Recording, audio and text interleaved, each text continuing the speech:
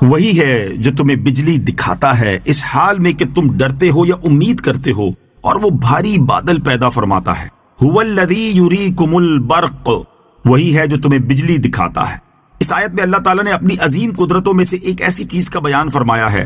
کہ جو ایک اعتبار سے نعمت ہے اور ایک اعتبار سے عذاب ہے۔ آیت کا خلاصہ یہ ہے کہ رب عز و جل وہی ہے جو اپنے بندوں کو بجلی دکھاتا ہے، اس حال میں کہ بعض لوگ بجلی گرنے سے ڈر رہے ہوتے ہیں اور بعض لوگ بارش کی امید کر رہے ہوتے ہیں۔ دل میں خوف اور امید دونوں رکھے جائیں۔ یاد رہے کہ بارش مقیم اور مسافر دونوں کے لیے کبھی نقصان کا سبب ہوتی ہے کہ اس سے ان کے مال و اسباب اور ذخیرہ کی ہوئی گندم وغیرہ خراب ہو جاتی ہے، اور کبھی فائدے کا باعث ہوتی ہے کہ مسافر کو اپنی ضروریات میں استعمال کے لیے پانی مل جاتا ہے اور مقیم کی فصلوں وغیرہ کی نشو و نما ہو جاتی ہے۔ اسی طرح بجلی کا چمکنا بھی مقیم اور مسافر دونوں کے لیے فائدے اور نقصان کا باعث ہوتا ہے۔ لہٰذا ہر انسان کو چاہیے کہ وہ اپنے دل میں خوف اور امید دونوں رکھے، کیونکہ اللہ تعالیٰ کبھی وہ چیز لاتا ہے کہ جس میں ظاہری اعتبار سے تو شر ہوتا ہے لیکن در حقیقت اس میں بھلائی ہوتی ہے، اور کبھی وہ چیز لاتا ہے کہ جس میں ظاہری اعتبار سے تو بھلائی ہوتی ہے لیکن در حقیقت اس میں شر ہوتا ہے۔ امید اور خوف کی حقیقت، اگر مستقبل میں کسی چیز کے پائے جانے کا احتمال ہے اور وہ دل پر غالب ہے تو اسے انتظار اور توقع کہتے ہیں، اور جس کا انتظار ہے اگر وہ ایسی ناپسندیدہ ہے جس سے دل میں دکھ اور تکلیف پیدا ہوتی ہے تو اسے خوف کہتے ہیں،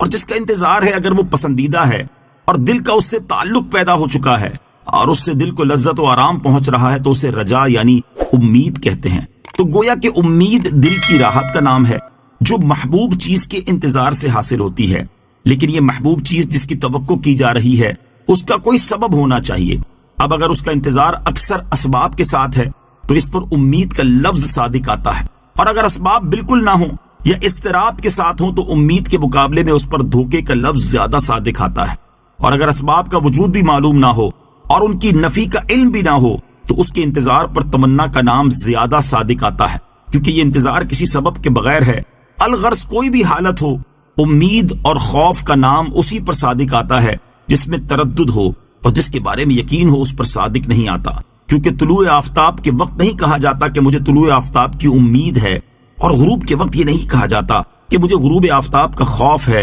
کیونکہ یہ دونوں باتیں قطعی ہیں۔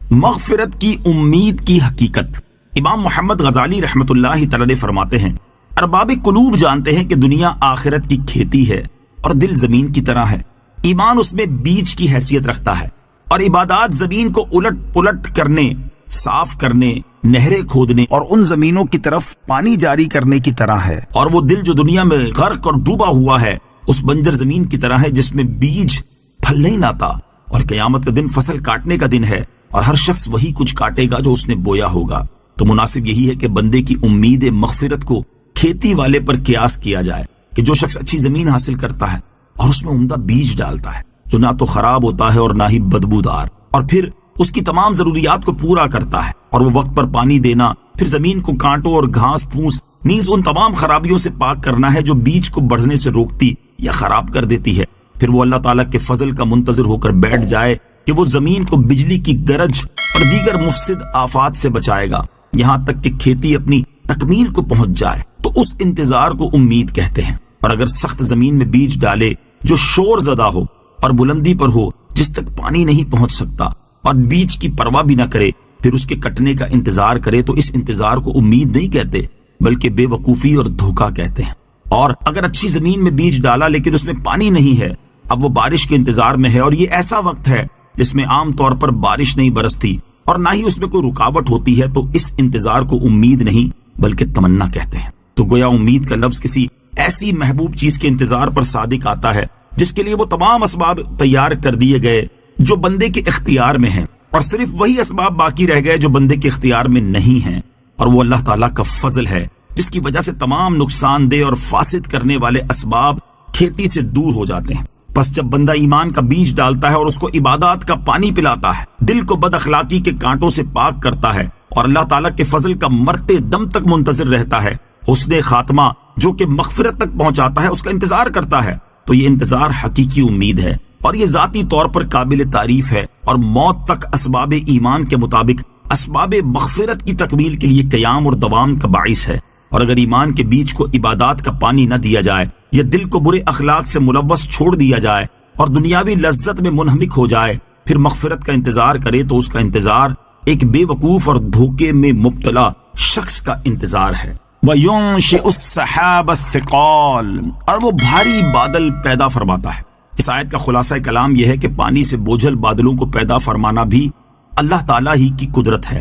رعد اس کی حمد کے ساتھ تسبیح بیان کرتا ہے، اور اس کے خوف سے فرشتے بھی تسبیح کرتے ہیں، اور وہ کڑک بھیجتا ہے تو اسے جس پر چاہتا ہے ڈال دیتا ہے، حالانکہ وہ لوگ اللہ کے بارے میں جھگڑ رہے ہوتے ہیں، اور وہ سخت پکڑنے والا ہے۔ وَيُسَبِّحُ الرَّعْدُ بِحَمْدِهِ، اور گرج اس کی حمد کے ساتھ تسبیح بیان کرتی ہے۔ گرج یعنی بادل سے جو آواز پیدا ہوتی ہے، اس کے تسبیح کرنے کے معنی یہ ہے کہ اس آواز کا پیدا ہونا خالق، قادر، ہر نقص سے پاک ذات کے وجود کی دلیل ہے۔ ایک قول یہ ہے کہ رات کی تسبیح سے یہ مراد ہے کہ اس آواز کو سن کر اللہ تعالیٰ کے بندے اس کی تسبیح کرتے ہیں۔ بعض مفسرین کا قول یہ ہے کہ رعد ایک فرشتے کا نام ہے جو بادل پر مامور ہے، وہ اس کو چلاتا ہے، اور بادل سے جو آواز سنی جاتی ہے وہ رعد نامی فرشتے کی تسبیح ہے۔ گرج کی آواز سن کر کیے جانے والے عمل، یاد رہے کہ گرج اور کڑک کی آواز اللہ تعالیٰ کی طرف سے ایک وعید ہے، لہٰذا جب اس کی آواز سنے تو اپنے دنیاوی گفتگو روک کر اللہ تعالیٰ کے ذکر میں مشغول ہو جائیں اور اللہ تعالیٰ کے عذاب سے اس کی پناہ مانگیں۔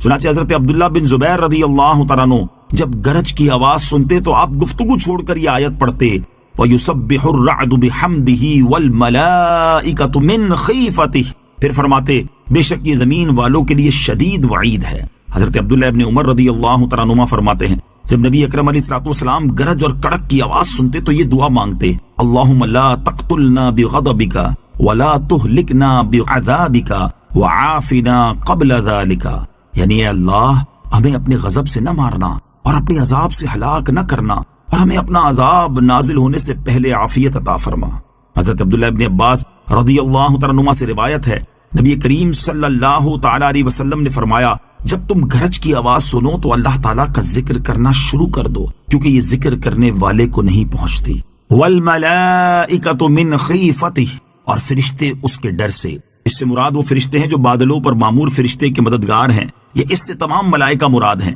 اور آیت کا معنی یہ ہے کہ فرشتے اللہ تعالیٰ کی ہیبت اور اس کے جلال سے اس کی تسبیح کرتے ہیں۔ وَيُرْسِلُ الصَّوَاعِقَ، اور وہ کڑک بھیجتا ہے۔ صاعقہ اس شدید آواز کو کہتے ہیں جو آسمان و زمین کے درمیان سے اترتی ہے، پھر اس میں آگ پیدا ہو جاتی ہے، یا عذاب یا موت، اور وہ شدید آواز اپنی ذات میں ایک ہی چیز ہے، اور یہ تینوں چیزیں اسی سے پیدا ہوتی ہیں۔ شان نزول حضرت حسن رضی اللہ تعالیٰ عنہ سے مروی ہے کہ نبی کریم علیہ الصلوۃ والسلام نے عرب کے ایک نہایت سرکش کافر کو اسلام کی دعوت دینے کے لیے اپنے چند صحابہ کرام رضی اللہ تعالیٰ عنہ کو بھیجا۔ انہوں نے اس کافر کو دعوت دی تو وہ کہنے لگا محمد صلی اللہ تعالیٰ علیہ وسلم کا رب کون ہے جس کی تم مجھے دعوت دیتے ہو؟ کیا وہ سونے کا ہے یا چاندی کا، لوہے کا ہے یا تانبے کا؟ مسلمانوں کو یہ بات بہت گراں گزری، اور انہوں نے واپس آ کر نبی کریم علیہ الصلوۃ والسلام سے عرض کیا کہ ایسا بڑا کافر سیاہ دل اور سرکش دیکھنے میں نہیں آیا۔ حضور پر نور علیہ الصلوۃ والسلام نے فرمایا اس کے پاس پھر جاؤ۔ اس نے پھر وہی گفتگو کی اور اتنا مزید کہا کہ کیا محمد صلی اللہ تعالی علیہ وسلم کی دعوت